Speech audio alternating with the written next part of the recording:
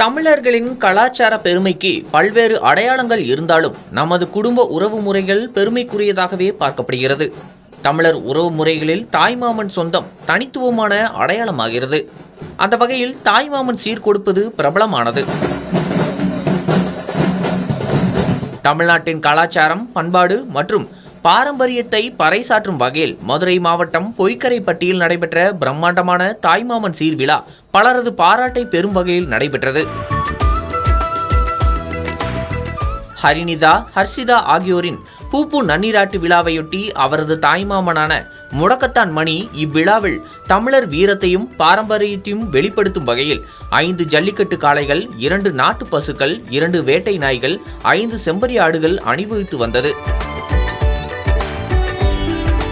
மேலும் 30 மேள குழுக்கள், 20 டோலு செட்டுகள் உள்ளிட்ட பாரம்பரிய இசை நிகழ்ச்சிகளுடன் ஊர்வலமாக தமிழ்நாடு பண்பாடு, கலாச்சாரம் மற்றும் பாரம்பரியத்தை பாதுகாத்து அடுத்த தலைமுறைக்கு எடுத்து செல்லும் நோக்கில் நடைபெற்ற இந்த விழாவில் பாரம்பரிய வீரத்தை பறைசாற்றும் பல்வேறு கலை மற்றும் பண்பாட்டு நிகழ்ச்சிகளும் இடம்பெற்றன.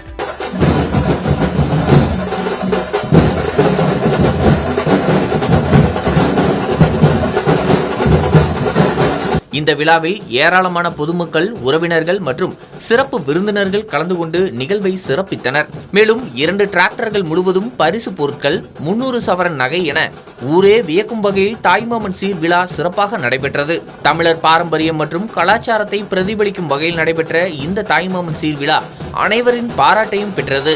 பொன்னையும் பொருளையும் கொடுப்பதை விட பாரம்பரியத்தை மறக்காமல் காளைகளை, ஆடுகளை வழங்கியது அடுத்த தலைமுறை இவற்றை பாதுகாக்க வேண்டும் என்ற எண்ணத்தை விதைப்பதற்காக செய்தேன் என முடக்கத்தான் மணி தெரிவித்தார். இன்னைக்கு எவ்வளவோ நகையை போடலாம், எவ்வளோ காரை வாங்கி கொடுக்கலாம். இது பழமை மாறாமல் எங்களுடைய நந்தி பவான் காளையும், பசுவதியும், வேட்ட நாயும், இப்படி எண்ணி சொல்ல முடியாத நம்மளுடைய பாரம்பரிய நாட்டின மாடுகளை எல்லாத்துக்கும் கொண்டு நம்ம தாய்மாமன் சீருக்கு நம்மளுடைய மாமா மகளுக்கு இன்னைக்கு கொடுத்துருக்கோம்.